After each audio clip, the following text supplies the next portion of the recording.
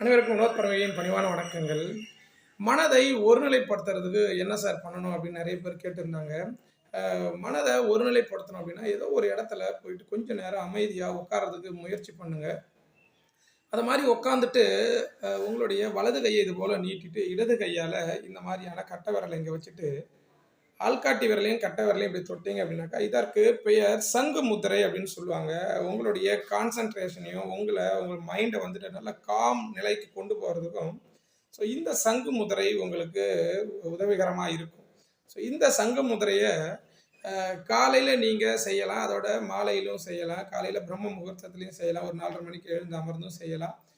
இரவு நீங்க தூங்க போறதுக்கு முன்னாடியுமே நீங்க இந்த பயிற்சிய மேற்கொள்ளலாம். சங்கு முத்திரை செய்து பாருங்க. கண்டிப்பா உங்களுக்கு பலன் கிடைக்கும். உங்களுடைய மனமும் ஒருநிலைப்படும். வாழ்க யோகம்! யோகம் வரட்டும். அடுத்த பதிவுல கண்டிப்பா சந்திக்கிறேன். நன்றி.